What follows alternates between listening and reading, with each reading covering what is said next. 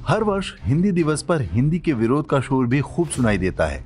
Social media पर trend कराए जाते हैं जिनमें हिंदी थोपने का विरोध होता है, मानो ये कोई विदेशी आक्रमणकारी हो जिसे देश के लोगों पर थोपा जा रहा हो। सत्य यह है कि देश में हिंदी नहीं बल्कि उर्दू थोपी जा रही है, सेक्युलरिज्म और वोट बैंक के नाम पर। बोलने वालों की संख्या के आधार पर सूची में उर्दू का स्थान देश में 8वां है। मात्र लगभग 4% लोग उर्दू जानते हैं। कांग्रेस और वामपंथ के अघोषित गठजोड़ ने स्वतंत्रता के पहले से ही भारतीय भाषाएं बोलने वालों के बीच अविश्वास पैदा करना शुरू कर दिया था। दक्षिण भारतीयों को डर दिखाया गया कि हिंदी को स्वीकार किया तो इससे तमिल, तेलुगु, कन्नड़ और मलयालम भाषाओं का अस्तित्व समाप्त हो जाएगा। इसी तरह बांग्ला, मराठी, उड़िया और गुजराती भाषाएं बोलने वालों को भी भड़काया गया। हिंदी को राष्ट्रभाषा के रूप में प्रस्तावित करने वालों में अधिकांश वो लोग थे जिनकी मातृभाषा हिंदी नहीं थी।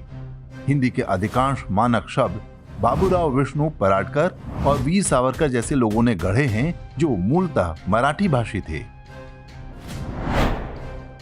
भारतीय भाषाओं की इस कृत्रिम राजनीतिक लड़ाई का सबसे अधिक लाभ जो भाषा उठा रही है वो है उर्दू। राजधानी दिल्ली में मार्गों पर लगे बोर्ड पर उर्दू भाषा को स्थान मिला हुआ है। यहाँ पूरे देश से लोग आते हैं।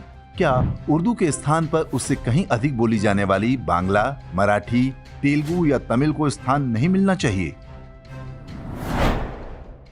यह स्थिति रेलवे स्टेशनों की पट्टियों पर भी देखी जा सकती है। अधिक बोली जाने वाली ढेरों भाषाओं पर उर्दू को वरीयता दी गई है, लेकिन हर जगह विरोध हिंदी का है, उर्दू का नहीं। माता वैष्णो देवी के दर्शन के लिए देश भर से हिंदू पहुंचते हैं। यहाँ भी रेलवे स्टेशन और बस अड्डे पर हिंदी, अंग्रेजी के अलावा तीसरी भाषा उर्दू ही मिलेगी, जबकि वैष्णो देवी जाने वालों का उर्दू से कोई लेना देना नहीं। क्या इसके स्थान पर बांग्ला, मराठी या किसी दक्षिण भारतीय भाषा में नहीं लिखा जाना चाहिए? आज उर्दू को भाषा के रूप में नहीं बल्कि भारत के इस्लामीकरण के लिए हथियार की तरह प्रयोग किया जा रहा है।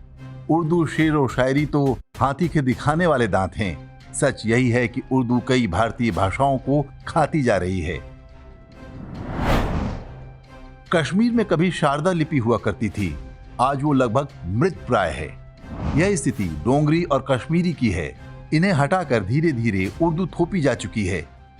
इस काम में सरकारें भी पूरा सहयोग कर रही हैं। उत्तर प्रदेश में लंबे समय तक सेक्युलर सरकारों ने उर्दू को दूसरी भाषा के तौर पर थोपा, जबकि ब्रज, भोजपुरी और अवधी भाषाओं का साहित्य उर्दू से कहीं अधिक पुराना और समृद्ध है।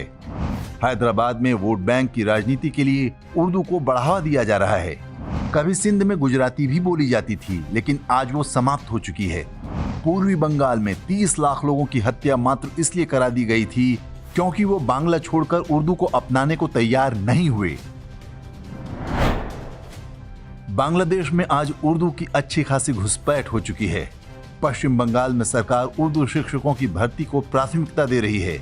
ममता बनर्जी सरकार बांग्ला शिक्षकों की मांग करने वाले छात्र छात्राओं पर गोली भी चलवा चुकी है। बंगाल की स्थिति देखकर समझा जा सकता है कि कुछ दशकों में उर्दू ही उर्दू बचेगी, बांग्ला बोलने वाले लुप्त हो जाएंगे। हिंदी ऐसी भाषा है जो लगभग सभी भारतीय भाषाओं के लोगों को आसानी से समझ में आ जाती है। इसका सबसे बड़ा कारण यह है कि सभी भारतीय भाषाओं में शब्द संस्कृत मूल के हैं। बढ़ते उर्दूकरण से हिंदी अन्य भारतीय भाषाओं से कटती चली गई। उर्दू निष्ठ हिंदी को देश के अन्य क्षेत्रों के लोग आसानी से नहीं समझ पाते।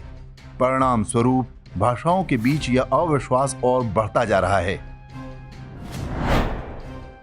देश में उर्दू थोपने के अभियान में सेक्युलर सरकारों के अतिरिक्त हिंदी फिल्मों, समाचार चैनलों और साहित्यकारों की बड़ी भूमिका रही है।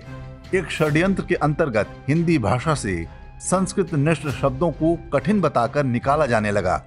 इनके स्थान पर उर्दू के शब्दों को लोकप्रिय कराया गया।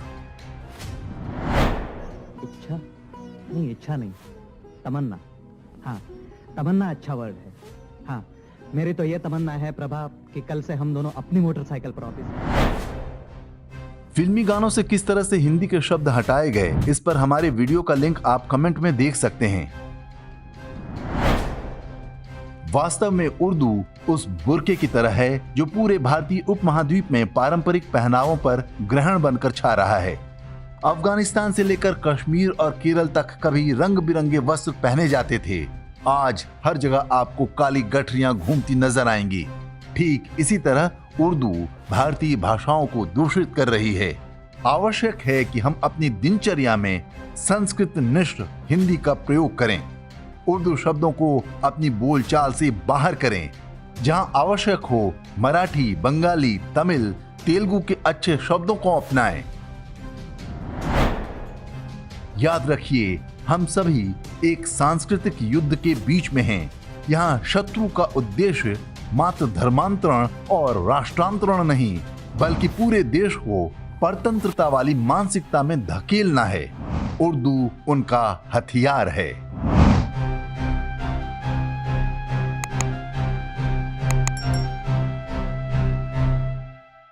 इंडेक्स ऑनलाइन के वीडियो समाज को समर्पित हैं। आप इनको डाउनलोड करके जैसे चाहे वैसे प्रयोग कर सकते हैं। चाहे तो आप हमारे टेलीग्राम चैनल से जुड़ सकते हैं। वहां सारे नए पुराने वीडियो आपको मिल जाएंगे। हमारे सोशल मीडिया लिंक हर वीडियो के डिस्क्रिप्शन में होते हैं। हमारा एकमात्र उद्देश्य हिंदू समाज को जागृत और एकजुट करना है। इसमें सहभागी बने। धन्यवाद।